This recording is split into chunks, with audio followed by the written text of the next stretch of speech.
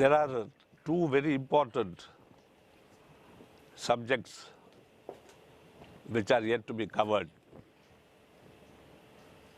Of course, there are many which will come up as we go on talking, but two of primary importance, duty and responsibility.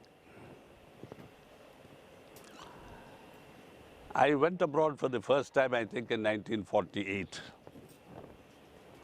when I was between 20 and 21 years old.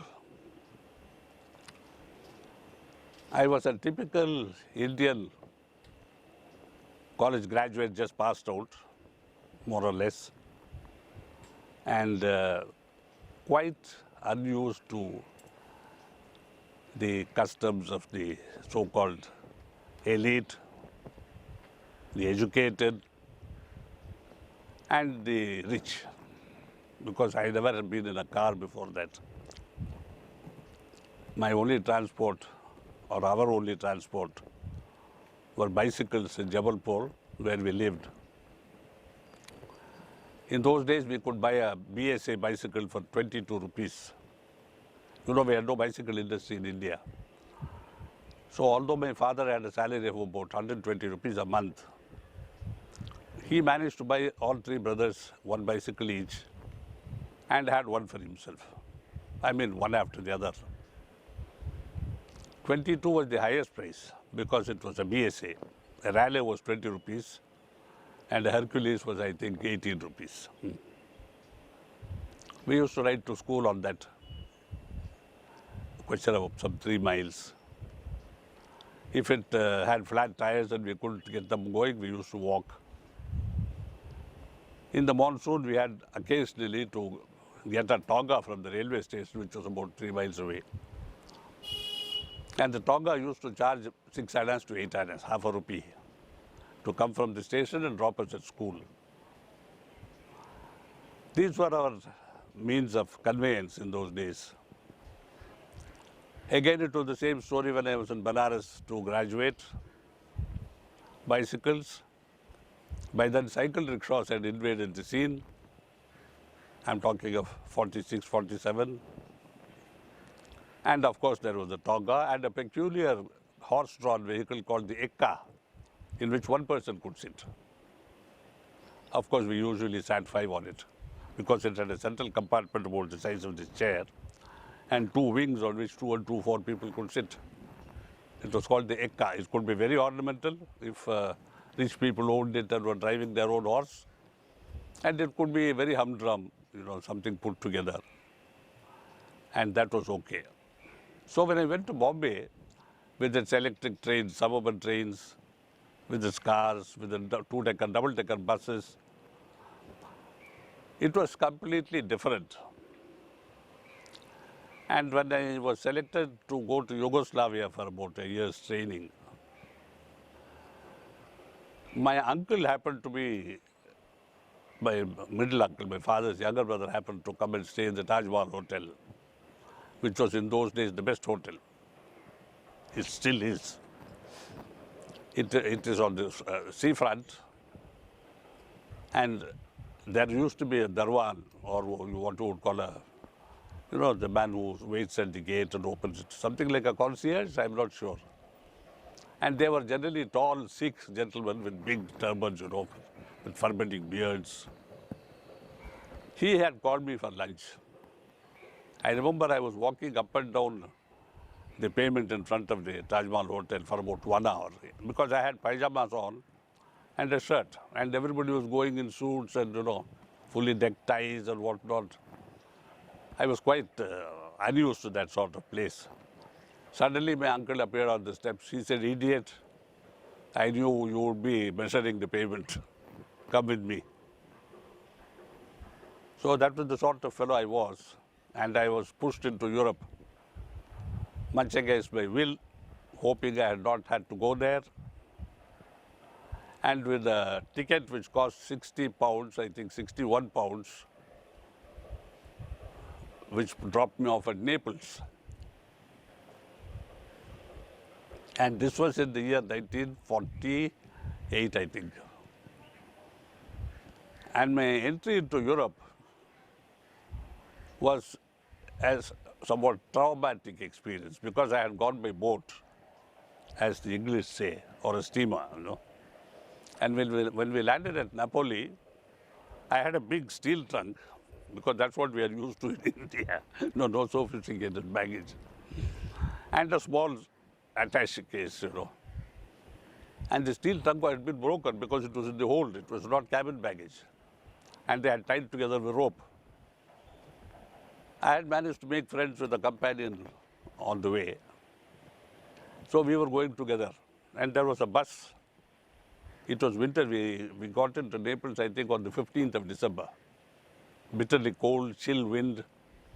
And we had no winter clothes to speak of. And one guy came along, very well dressed in camel hair, overcoat and things like that, you know. And he offered to take us free to the hotel. I said, we have a hotel booking in a hotel called Terminus, near the railway station. And we said, no, thank you, because I was suspicious. How can anybody come and take two people free? You know, in India, we are very suspicious of anything that's offered free. Because there's always a string attached, you know. So we got into the bus. 20 minutes later, the bus was stopped because this man driving his Porsche car had stopped the bus. And he came again and said, gentlemen, I repeat my offer.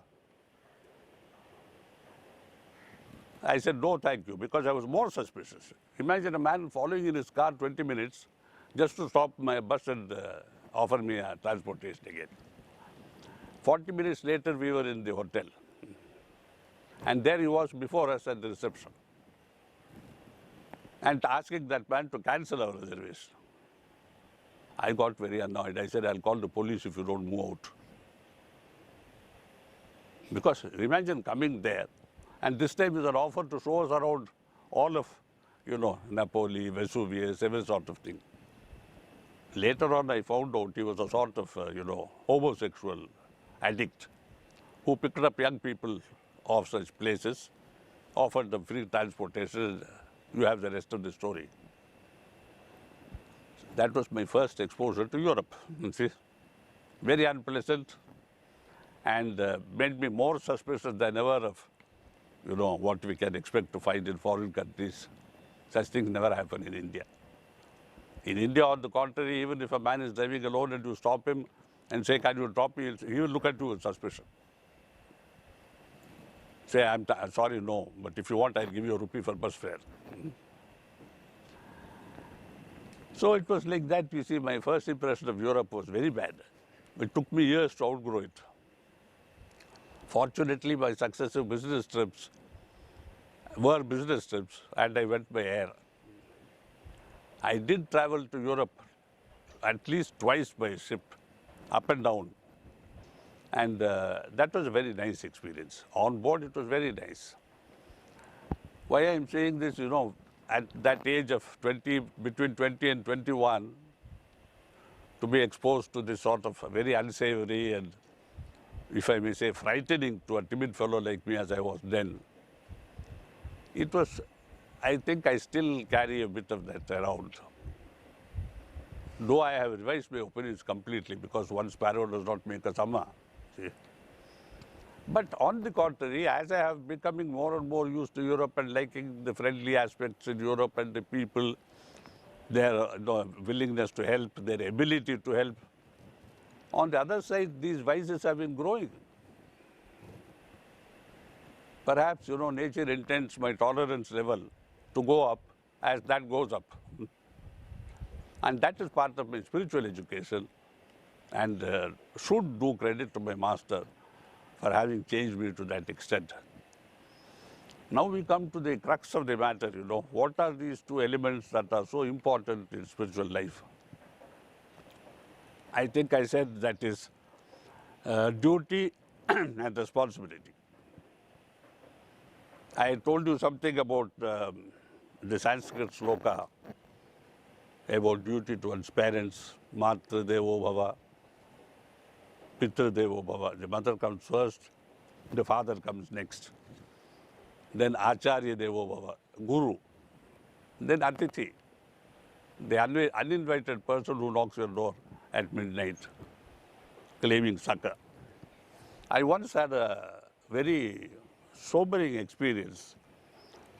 One morning at 8 o'clock, I was standing at the gate of Gayatri, my home, when a German gentleman with a long beard came to the gate and said, partly in German, partly in English, "Can I stay here for a few days? I will sleep in the garden. I don't need food. I don't need anything. I just want 2 days or 3 days rest here because I have been on a retreat in Tiruvannamalai. And before I go on, I wish to rest here." I said, "Why outside in the garden? You are welcome to sleep inside the house. You are a welcome guest." And so he stayed in the room where I sleep now was given to him. Because my father, my wife, myself, and Krishna was about 5 at that time. We had ample accommodation for even 30, 40 people more. And he used to meditate from 4 o'clock in the morning till 7. Then he used to sit with us for breakfast. Very sparse eater. Lunch, probably he would eat 1 katori full of rice and dahi, curd. Nights, generally, he fasted. My father was quite opposed to my entertaining this man at home. He said, "You don't know him, you don't know from where he has come. You have to be careful of these so-called mendicants, who claim they are holy. He says he has come from Tiruvannamalai, Ramana Maharshi ashram. How do you know he's not a crook released from a German prison?" I said, "Come on. Surely you can judge a man with your heart. You are a Sahaj Marg Abhyasi, The funny thing was, he stayed 6 days because I kept extending my invitation. I said, "There's no hurry. You don't have to be compelled to leave. You don't have to feel compelled to leave. You can stay." And he stayed. On the day he was leaving, I was absolutely in tears. I had the peculiar feeling that he had been my father in another life. I don't know if this letter is there in the published letters. You haven't seen it. Maybe I didn't keep a copy because sometimes I was not able to write on carbon paper and things like that, And I wrote to Babuji. I said, "This happened. I was absolutely heartbroken when he left, a German gentleman, because I had the feeling that he was a father from a past existence." Babuji Maharaj said, "No, he was not. But there were other reasons for your feeling emotional and they are not important." He didn't explain it. Whenever he didn't want to explain, he would say it's not important. Now, why I'm saying this is, this inherent sense of hospitality, Atithi Devo Bhava, uninvited, perhaps unwanted, uncalled for, unplanned for. He comes and we accept him. This is typical of India, Indian culture, Indian hospitality. No questions asked, no reservations. You are one of us. Please come. Babuji was once caught in a storm, heavy, terrible cyclone. He had come with Kashiram Agarwal, one of our brothers who's no more, who was a resident of Shahjahanpur. Everyone, I think some of you would know him. Kashiram Agarwal had left him in Vijayawada, in Dr. Parthasathi's house, who was our center in charge. And he had gone off to attend a seminar of sorts in a place about 60 miles away. The seminar being about nature healing. Because he was a naturopath. The understanding was that he would appear on the day Babuji was supposed to leave. Babuji got into the train, expecting Kashiram would turn up, but the train moved out. He didn't bother because from Vijayawada to Madras is 5 or 6 hour journey. And we were supposed to meet him at the station. In between, a massive storm intervened. For 7 days, there was no power. In Vijayawada, there were floods. The river that goes through Vijayawada was in floods. Many houses in low-lying areas were underwater. There was no food, no electricity, nothing to be bought in shops. And, Babuji was stuck in the train just near a place called Ongol, where we have a big ashram now. 3 days no news because he could not contact anybody. Railways were all down. There were no trains, no movement, no race, station master, nothing. On the third day, I decided to go to Ongol, where the train was said to be stuck, and moved out in a car. We left at about 3 in the afternoon. Only my wife was happy about my going. My father said, "You will get caught in the floods, you are not coming back, you and your silly master," things like that, you see. He was concerned for his son.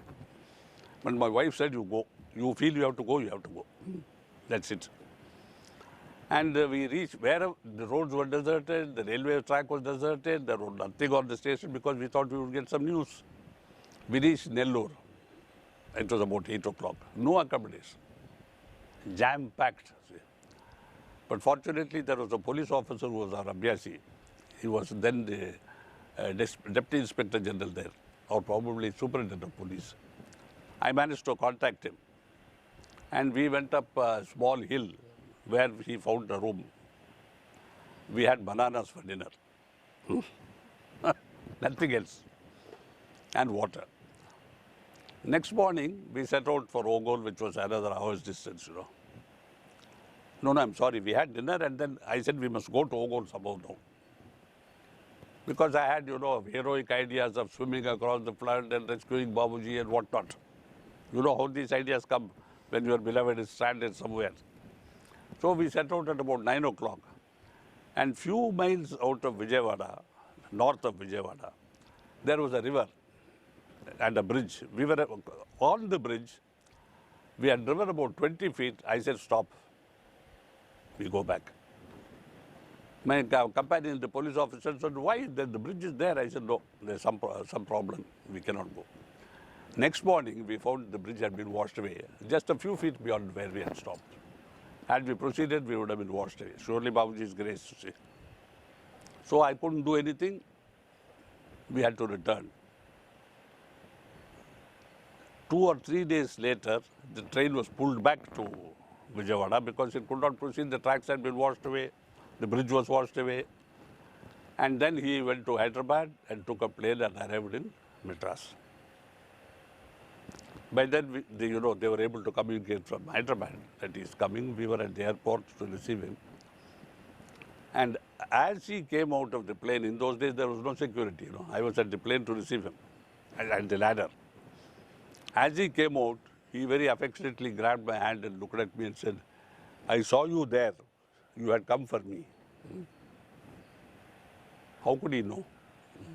Because nobody knew except my family. No communication, telegraph lines down, telephone down, everything down.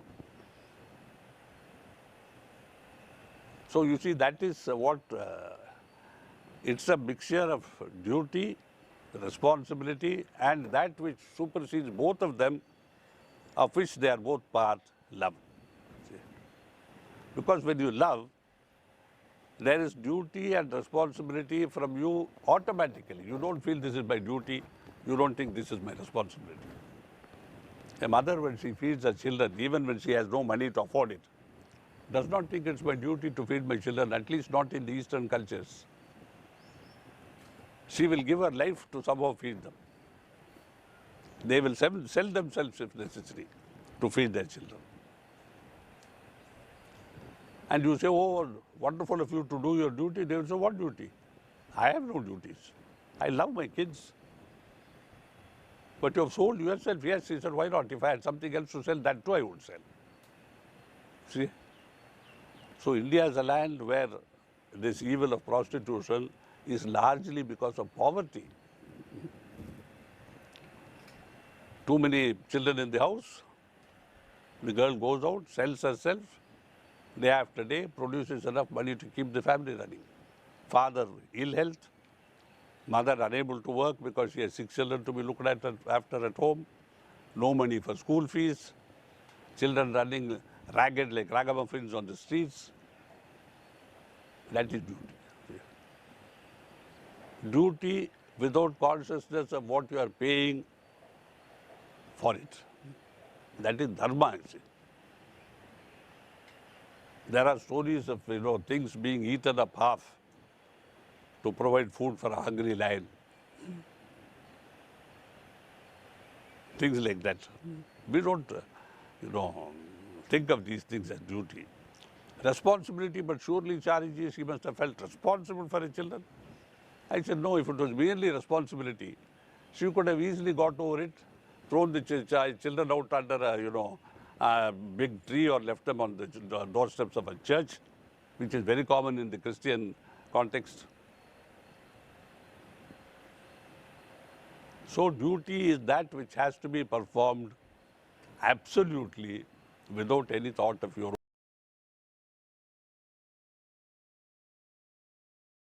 self.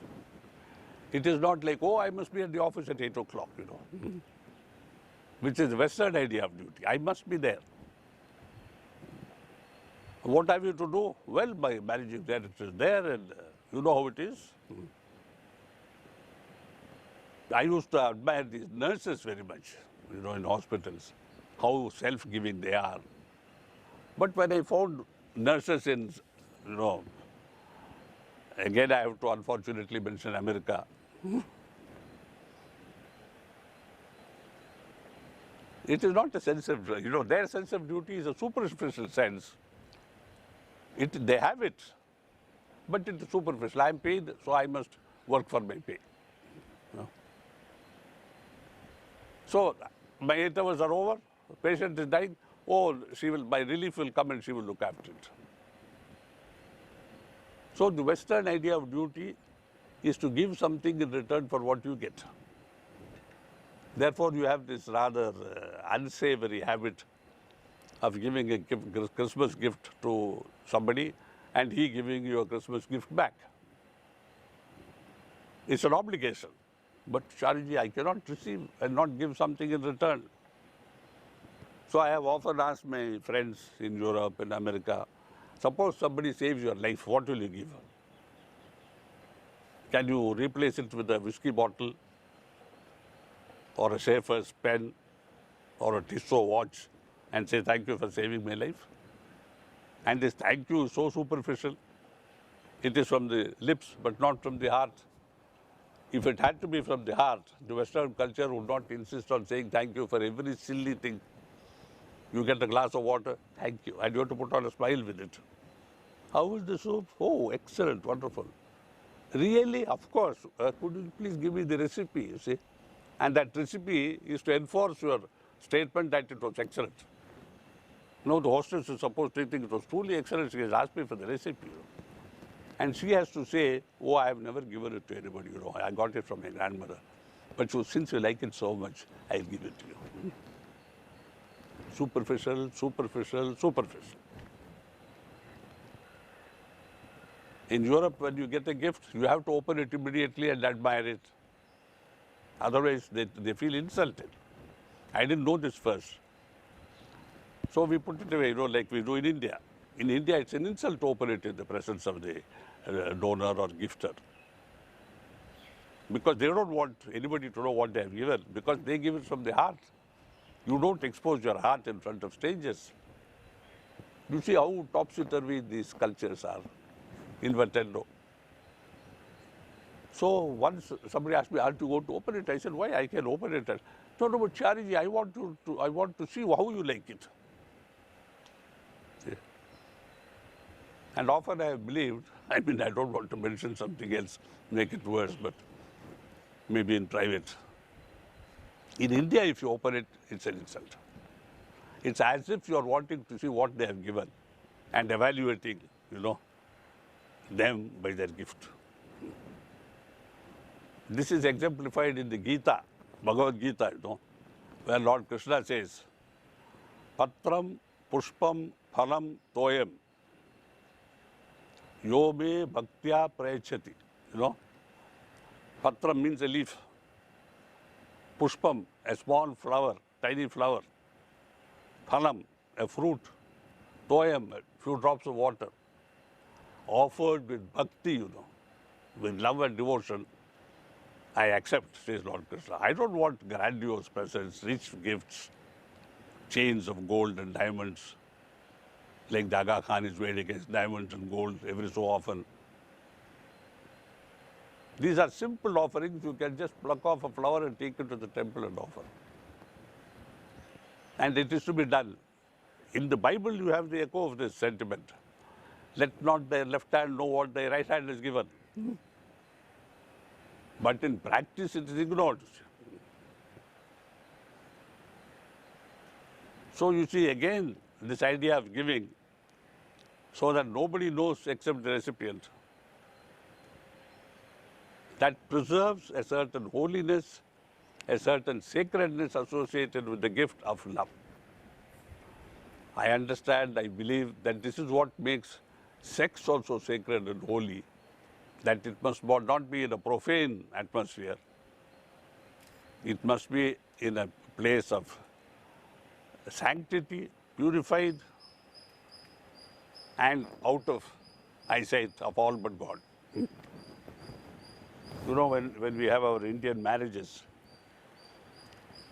the ritual of the first night, or as they call it in India rather loosely, or consummation of the marriage as it is often known, is performed on a different day.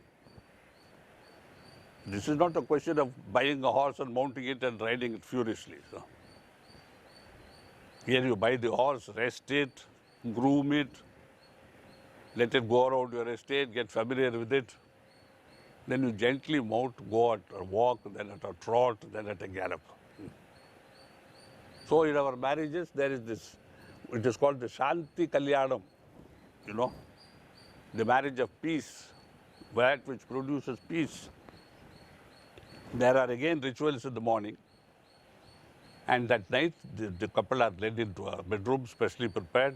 There's a picture of God, there are flowers, perfume everywhere, agarbatti, and there they consummate their marriage in a spirit of holiness, sanctity, not carnality, not mere carnality. That the expression of love on a separate plane has to be a carnal expression was for the purposes of fulfilling nature's requirement of procreation.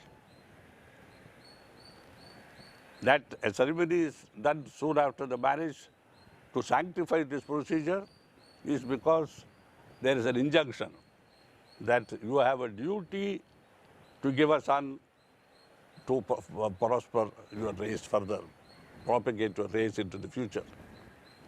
I have a duty to what I have received, that I shall put it back into the stream of life. Children are not born out of, casual liaisons or for the sake of pleasure, so that the children say, oh, I didn't want to be born. Something you hear very often in the Western world. I didn't want to be that. My dad had a bit of fun, and well, here I am. You never hear this in the Indian continent. So you see, when it is purified, sanctified, they are introduced to this new relationship, essentially a carnal relationship, transformed into something holy, something not to be afraid of, something not to be hated, something not also to be loved, except as a duty at appropriate times when the next progeny is desired. So you see what the meaning behind all this. Today it has become a matter of pleasure. I remember when I was in Yugoslavia, we used to have Saturday dances there in the factory. I never attended.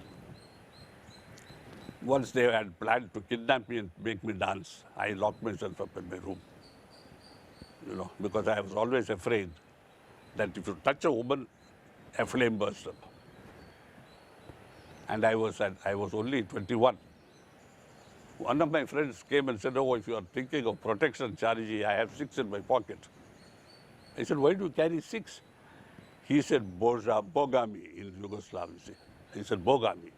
One chance I will surely get. I may have a second and a third too, so I can't find any at night. So he had 6. So that is the culture. Pleasure, pleasure, pleasure. So I asked Babuji, why this tremendous pull towards sex? Because I remember André Poré, France. He once came to Babuji when we were in his house and said, Master, Why is this human foolishness that we waste our life from 16 to 60? I had to explain to Babuji what exactly he meant. He said, it is foolishness as you have yourself said, Mr. Andre. I asked Babuji, what exactly is due to? He explained to me that on the right side of the sternum, there's a cord, and there's a point in it which has the power of attraction. This is what attracts the opposite sex, and it is mainly the female. And he said it is almost irresistible because sex is the one function in which all five senses are involved. In eating, taste. And of course, because the European food is so tasteless, they have added sight to it by garnishing, by colorful decoration, by arranging things beautifully on a plate. Mere carrot and boiled potatoes, so beautifully arranged that you will think it's a dish from God. So there you have the imposition of vision on taste. In some places, they add spices to it to make it savory also. You can smell the food. But in sex, all five senses, whispered sweet nothings, as they say, sense of touch, of course, sense of smell, perfumes, flowers, So sight, sound, taste, touch, and what was the fifth one? Smell, hearing. Shabda sparsha rasa rupa gandha me siddhyantam, says the Vedas. Shabda, sparsha, rupa, rasa, gandha. He said because of all these five senses coming together in this only activity in which the five unite, it is almost overpowering. I said, why? Why has nature given this special attribute to this activity? He said, because nature wants its purpose fulfilled, that of procreation, of continuing the race into the future. It is not nature's fault. You have your own purpose, nature has her purpose. Her purpose is to procreate, your purpose is to not. You have the right to not procreate, self-control. He said, nature doesn't interfere if you don't do it. If you do it, nature doesn't stop you. It is in your hands to decide what you want to do. I said, if you say it is almost irresistible, how to do it? He said, well, meditation helps you, cleaning helps you, cleaning removes these tendencies. Meditation takes your mind away from all worldly activities, including this.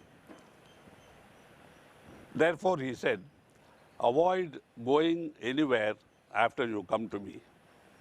Go straight home. I said, why? He said, when you come, you can look at anything you like, because after all, when you come to me, I clean you, I prepare you. If you are ready, I move you to the next point. Now, in going back is the danger that if you stray from the path, you lose all that I have given you and perhaps more. So he always cautioned people, go back home straight. Don't go for a holiday, don't go picnicking, don't go anywhere. But everybody wants to go somewhere, They come to India and then they see Babuji, and then they go to Delhi, go to Taj Mahal. Then they go to Jaipur, look at the camels, look at the desert, sleep in the desert, And by the time they go home and they write a letter to Babuji, oh, I had such a wonderful condition, Babuji, in Shahjahanpur. I'm sorry to say I don't feel the same here now in Calais, in Paris, in wherever it is. And Babuji said, look here what they are writing. Yes, I said, you asked me to read it, I saw it. This is the problem, you see. They travel everywhere they like, and they don't have the ability to retain their condition. So they lose it. I said, how to retain the condition? Suppose you have to go somewhere. How to retain the condition? And he gave a tip, very valuable tip, enormously valuable tip. He said, wherever you go, whenever you go, feel that the master is going before you, ahead of you. Especially if you are going to a hotel, see that he is entering the room ahead of you, the room is automatically purified. I had this problem because when I used to go to Tirupati, I used to go almost every weekend to see Dr. Rev.chariji. I had a room in a lodge, as they say in India, you know. It's something like a pension in Europe. And I could not sleep whole night. Next morning I was yawning and sleepy, bleary-eyed. Babuji said, because he was with Dr. Rev.chariji. He said, what happened to you? I said, I could not sleep. Then he told me, you know, imagine that I am walking ahead of you. When you enter the room, I am already inside. And it works. I realized, you know, that in India, the older people have a custom. They are always dressed in a towel like this, you know. They take out the towel and dust the place where they are going to sit. There is no dust. It is a sort of ritual purification which they had been taught. You understand? South India is very prevalent. Older people, orthodox people. So when we are conscious of that, it works two ways. His protection is with me. Also, my attention is always on him. I cannot look here and there. And he has written about one case, you know, where somebody goes and sees a pretty girl dancing on the street. He is tempted to look, but he has to go. But having gone 10 feet, he walks back to see it. Then goes and comes back again. And then he goes off with the girl. He said, look here, you are making it stronger and stronger every time. I said, but suppose it happens, what should we do? He said, when you look at her, by all means, you must admire her beauty. There's nothing wrong, but you must thank God for it because He is the creator of that beauty. Then it has no effect on you see. Absolutely no effect. Then you have done your duty in praising God's creation, and you are serenely going. That nach, as it is called in India, you know, that dance, has no more effect on you than anything else. Now the way to Babuji's house was through a dirty, narrow, brick-paved lane with the noxious, you know, canals, right, you know, small gutters right, on both sides. Filthy, I mean, it's indescribably filthy. We never noticed because we were thinking of him. Whereas I had once a European friend whom I took. He managed to step on something and he was, you know, annoyed. He said, I just bought these shoes, 200 pounds I paid for them. And you know what he did? He threw it away. He said, I'll never wear them again. A British gentleman. Leather shoes, beautiful leather shoes. If they had fit me, I would have taken them and washed them and put them on. I mean, it is clean. If you can put your sneakers into the wash, in a washing machine. I mean, in those places, it is very natural to step on such stuff. You just rub it on the sand or the mud and go on serenely, you see. It is also part of nature. I mean, everybody does it, no? It's like that old song, the bees do it, the birds do it. We all do it. So what is there to be ashamed of? Of course, see, modern civilization, modern health says, don't expose these things because you will fall sick. I once had a long talk with a German lady doctor in Munich, Gertie Putter. We were taking a walk of about 4 or 5 kilometers, and this subject came up. She said, oh, India, you know, Chariji, I love it, but especially when I go to see Master, this sort of thing. I said, Gertie, in light you have a spectrum. Violet, indigo, blue, green, yellow, orange, red. None of them is beautiful, none of them is dirty, none of them is ugly. They are what they are, a spectrum. Why don't you imagine a spectrum of smells? From the absolutely rotten, like a rotten egg, to the absolutely divine, like some perfume in Paris. Why don't you imagine? She said, but you know, we have been trained to see these things as dirty. I said, untrain yourself. That is also part of life. This is all. You have a jasmine, which you love to stoop and smell, and you have this. Just think of it as part of a spectrum. And if all these are put together, what do you get? You put together all the colors, you get white light. You put together all the smells, it's a divine essence. Smellless smell, you know. Similarly, taste. So this was the sort of training we got from my master, merely by visiting him in Shahjahanpur. No power in summer. And when in Shahjahanpur power went, it was a matter of, 36 hours before it was restored. These sort of fans, day and night, 4 of us fanning master. One wouldn't do, no fans. Even if there had been electricity, no fans. No question of ironing your clothes. We just washed them, pulled them to shape and hung them, and we wore them. We melded with the crowd, We were part of them. We were part of the humanity of India. When Babuji went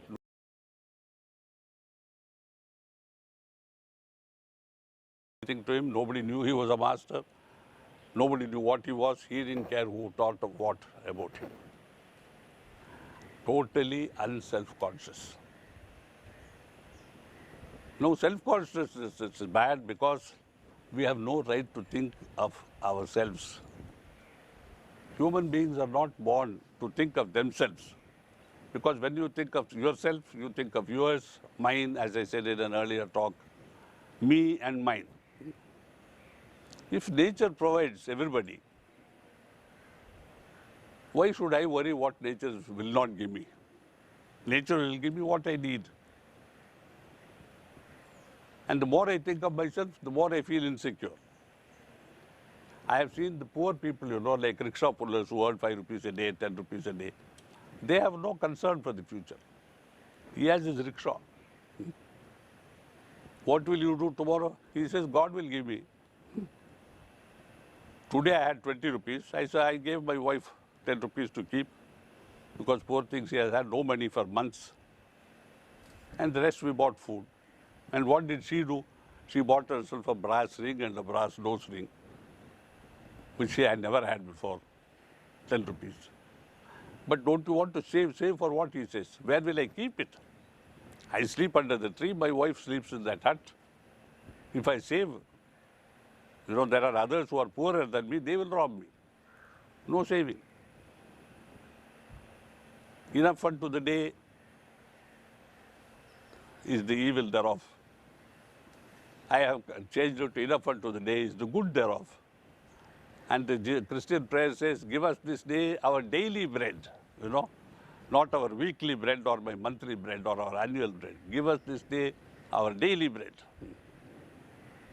So these dictates of religion, of various religions, they're all the same, You are entitled to the moment's need. You have to breathe. Can you store up breathing and breathe tomorrow for today or today for tomorrow? You are dependent on your next breath from me. And you are laying up your bread and butter storage and your gold in your banks for what? So you see, the Indian culture has never bothered about the future. Our future in spiritual India is restricted to liberation. Because in my life, in my temporal life as a human being, there are going to be problems every day. Existential problems. Not of where I am going to find my, caviar tomorrow. Should I go to the Feriaristetsen or something like that for caviar, or should I go to the Taj Mahal in Munich, which has been newly built? That is not our concern. Food has been of little concern because the cheapest food we eat, good quality, but no ostentation, no dressing up. The poor man's roti has no ghee, rich man's roti has ghee. That's all about, the difference. So we have no concern. Our only concern is spiritual. How to have final emancipation out of this life, where even faith I don't need, that I will be provided for tomorrow. Where I don't need any guarantees that my next breath will be there. Because there I don't breathe, there I don't eat, there I don't defecate. So the Indian longing, the Indian concern has always been how at the end of this life, whenever it may end, I can find this liberation, this moksha as we call it. See, I am reminded of a story of an emperor. He was a tyrant. And everybody wanted him to die and go to hell. But he had a fish pond in which he used to feed his fish every day with love. When he died, he went up for judgment. All the voices were against him. Send him to hell, God, they said. And just as he was about to sentence him, there were a few tiny voices from some tiny things in one corner of his divine, court hall. They said, Majesty, we would like to be heard. Yes, your divinity, he has looked after us with love, fed us daily. That also may be taken into consideration. So God said, yes, you are taken into consideration. He shall have 5 minutes in heaven, the rest in hell. He can choose which he wants first. And one wise fish came unto his ear and said, choose heaven first, because when you are in heaven, you cannot be removed. You see, that is how even the smallest good repays us. But not with the idea that I will have good from this. I don't give to a beggar saying, oh God, remember this. Otherwise it becomes like the scouts, You are one good deed for the day to be written in your calendar and shown to the scoutmaster. Unthinking charity, unthinking help, unthinking, self-giving. As Babuji said, Babuji's idea of charity was completely different. He said, your duty to your family is paramount. If your family is in need, you must not give in charity even one penny. But what about charity? That's not charity, he said. You can't rob from Peter to pay Paul. If you are taking away from your family, what about your duty to your family, your responsibility to your family? You married, nobody foisted marriage on you. You have children which you love. Look after them first. So this is where they say, charity begins at home. Then it goes beyond your doors. Still, if you have enough, it goes beyond your village. As I said the other day, charity must finally extend to the whole universe. And that charity can come only from a divine vessel containing unlimited sources, which is the heart. Love alone we can give. And then it becomes no more charity. Now when you have love in your heart and it is only love, you become love, which Master was. There's no question of loving you or him or her. It flows. Like honey tastes sweet to everybody. Like lime juice is bitter to everybody. Like sugar is sweet to everybody. Now it manifests its own quality of the self. Our aspiration is to become like that. This is Sahaj Marg, this is duty, this is selflessness, this is love. Love rules all. When you have love, duty, responsibility, you may view them as separate things, you see. It is like a symphony in which you don't distinguish which is the do and which is the me. Everything flows into the next note. And if they don't, there's no harmony. If there's no harmony, it's no music, it's just noise. Now we have seen what duty and responsibility should mean to the Abhyasi. Duty done without consciousness that it is my duty. Responsibility handled without the idea that I am responsible, I have to do this. The difference between duty and responsibility is nothing more than this. Duty is something I have to do. Responsibility is something that makes me do it. The combination of the two is the performance of right duty as defined in the Gita. I may have a sense of responsibility, but I don't do anything. And that is the man who always worries, I should have done this, I haven't done it, I should have done that, I didn't put my son through school, I never gave enough attention to my daughter, now she has run away with some traveling salesman, no. That is responsibility without duty. The other one who does it and curses, damn you, damn you, damn you, I have to spend $200 on you every month, He does his duty but no sense of responsibility. He thinks he is doing it from some ill-gotten wealth that he has stored. And that is not responsibility. You understand? Now when we come to the Master, I found something very unique and remarkable. I found in him no sense of duty or responsibility except when he taught us. I remember on one occasion there were people for a whole week and he was not well or he was preoccupied with something, I don't know. No sittings. One Abhyasi from some place in the, Assam or somewhere, he complained.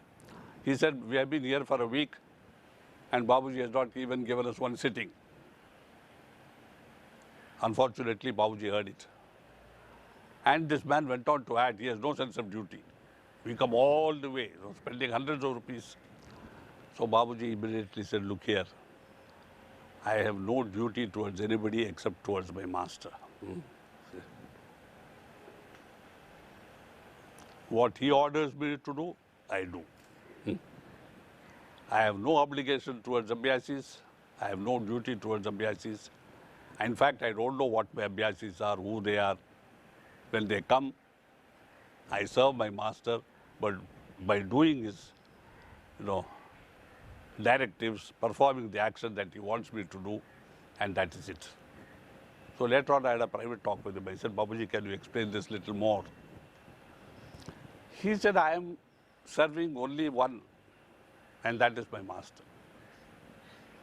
I love my master, so I serve him. I don't work for pay or salary. Therefore, I live in his remembrance, because I can only think of my beloved and nothing else. Constant remembrance for me is a natural thing. I don't have to practice it. He said a mere human male loves a mere human female and he thinks of her all the time. Can't you not think of your master? I said, Babuji, there's this problem that you are a man. Had you been a woman, I suppose things would have been different. He said, yes, they would have loved the female, but not the female master. You see? This is like, preferring to have water in a gold cup rather than in a tin cup. Then I said, why this 1 week? I said, excuse me, I'm asking, but why this 1 week you're not getting sittings? I'm asking on behalf of that man. I don't care. He said, I'm telling you, Lalaji told me you need rest. Your brain is tired. Therefore, I'm resting. Even my rest I take when he commands. See? I cannot rest without his command. I cannot even sleep without his command. I cannot eat without his command. When he says, Ramchandra, eat, I eat. You see, such absolute conformity to your master's wishes, I wouldn't call it obedience. It is like a dog waiting patiently for its feed. One day the owner may forget. The dog just quietly lies down patiently and goes to sleep. When at night it is fed, it wags its tail, barks in gratitude and eats. It doesn't tell its owner, you didn't feed me this afternoon, give me 2 helpings now. That is why Babuji said, reverse dog, D-O-G, and you get G-O-D, God. He said we must have that love, totality of love for the master. Obedience, not as obedience, but as a waiting for his instructions to do whatever you have to do. It is waiting, waiting, waiting all the time. When the order comes, do, you do. If he says sleep, I go to bed. If he says you're working too much, you're going to fall sick, I fall sick and I lie down. I don't pray for my health. I remember once a very moving incident, He was somewhere in Agra or Patna, I'm not sure. And he was asked to go to the station and take a train to Agra. Somebody, Ishwar Sahai, I think, or somebody was with him, went through the timetable and there was no train at that time at 11 o'clock. He said, I've been ordered, I go. So he and this man and 1 or 2 other people who were accompanying him went to the railway station and sat. They said, we have come to take the train to Agra. They said, there's no train now. The next train is at 8 o'clock this evening. The others advised him to go back. He said, no, I sit here. Lalaji's instructions. Within 15 minutes, as train comes, and it is announced that this train is going to Agra. So this man who said there is no train on the timetable went to the station master and said, what is this? There is no train on your timetable. He said, I got orders from the district superintendent of this railway to run a special train now. I don't know what for. And Babuji got in and went to Agra. This cannot be rationally explained. It cannot be explained to the satisfaction of a skeptic or unbeliever who says, but there has got to be a reason, Effect follows cause. Yes, I said, but there was a cause. The superintendent of the railways ordered it. Yes, but why did he order it? I said, your mother feeds you. Do you ask why?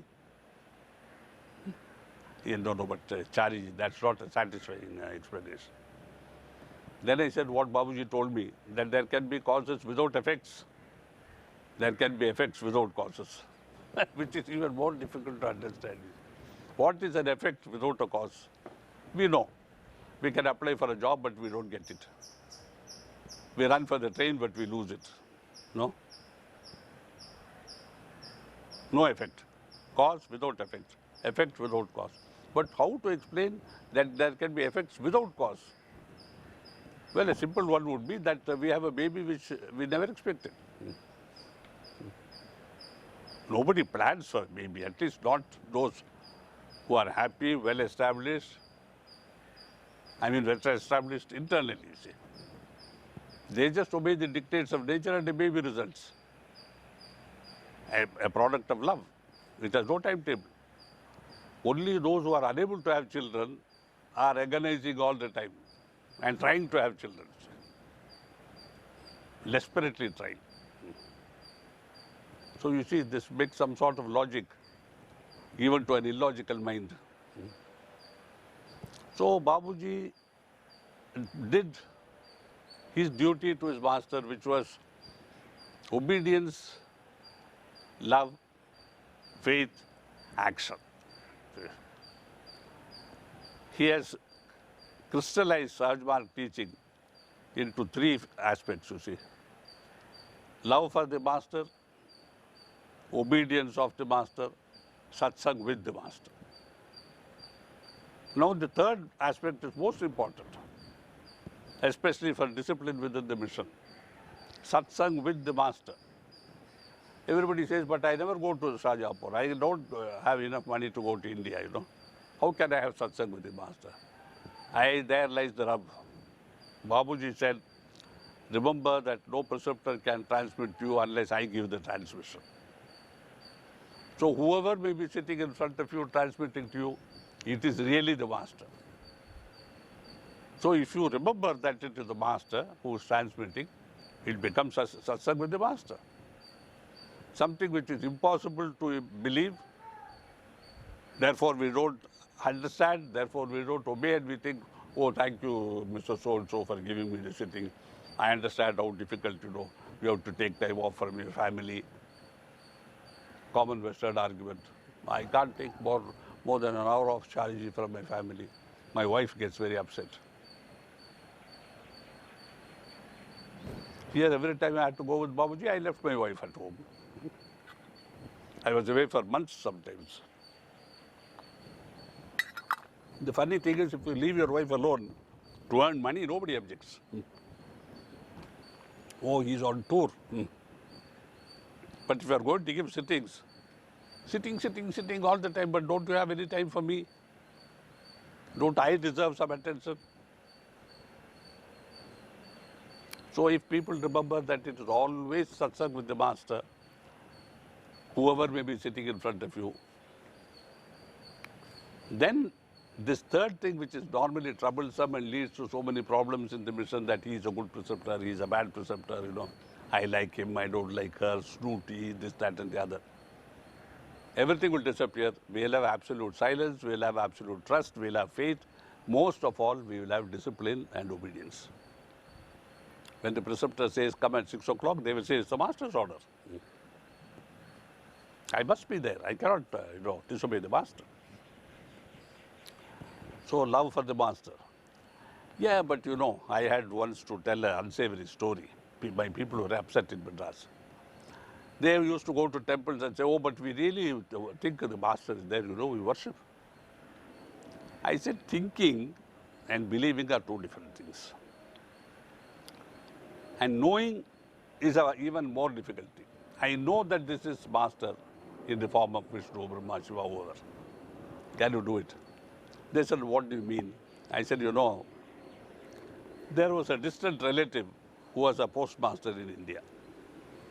During World War II, he was sent on duty to Egypt, British Postal Services, as a wartime postmaster. And obviously he was enjoying himself with Egyptian girls because his wife back in Tanjore, south of 300 miles south, she started getting letters, insinuations, gossip. So she wrote a letter to him. She said, my dear husband, I'm sorry to hear so many things about you. What is going on? He wrote back and said, my darling wife, whatever I am doing, with whomever I may be doing it, I'm only thinking of you. I'm quoting. This was way back in 42 or 43, maybe 45, I'm not sure. When I said this story, my audience was in uproar, my abhyasis of those days. How can you tell such a story in a satsang? I said, why not? It makes a point, you will never forget it. Isn't it? And you can contrast this with another story about G.I. Joe, who had just got married.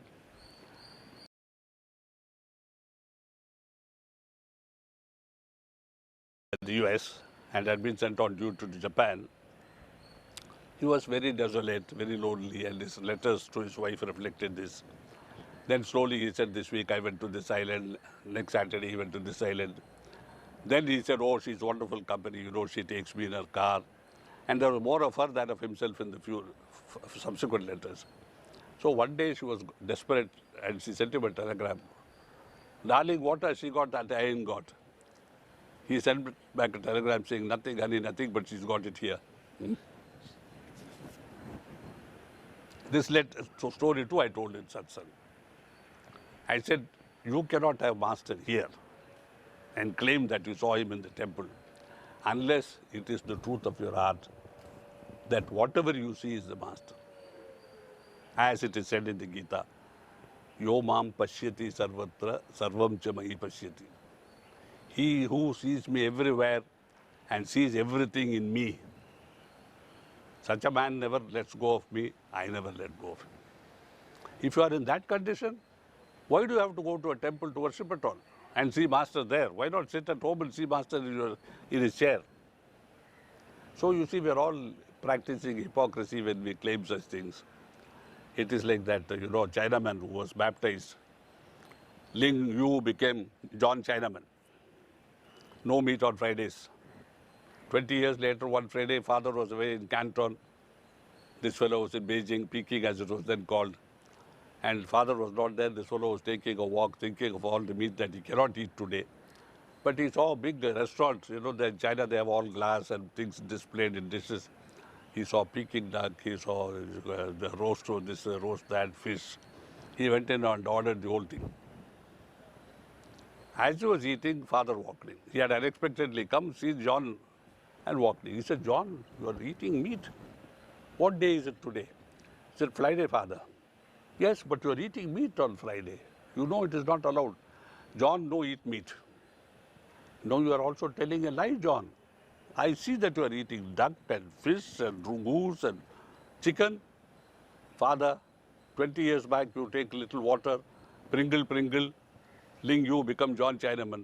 Today I take little water, Pringle, everything become vegetable. You see, telling stories of the hypocrisy of religion. I will absolve thee of thy sins. See, no Christian who goes to church has ever believed in this absolution. Confessional. No Christian has ever believed that if you confess, you can get. Psychologically, if you really pour your heart out to somebody in whom you have trust and faith, yes. Here you are afraid to confess. What will happen? You are afraid that this man's prayer may not work. I absolve thee of thy sins, you see. So they are afraid when they come out, they feel insecure, they lose their faith in God. Why doesn't God send me a message? Will He give me some message that this is true? Nothing happens. Babuji says, the past cannot be changed. What we have done cannot be undone. Even Hinduism speaks of prayaschitta. That means, seeking absolution by offerings, by rituals. It will not work. He says the only way it will work is to clean out the effect of what you have done, cleaning. If you can find a capable master who can do this cleaning, it is absolution, it is cleaning, it is creating a new future for yourself. If that cannot be done, there is nothing on earth that can save you from this. So we come back to cleaning and to all these, practices of Sahaj Marg, and how Babuji lived free of the ideas of duty and non-duty, violence and non-violence. I told you when he had to do something, he had to do it. Once somebody asked him why a woman cannot be a master, why always men? He said the female heart was created for love. It cannot destroy. Therefore, a woman cannot be a master because a master's work can involve destruction. One of my dear sisters, Sister Kasturi, was very angry when she heard this. She said, but Babuji, that is not fair. She said, in God, there is no idea of fairness. In God's idea, there is only doing, doing, doing, and who can do and what he or she can do. See?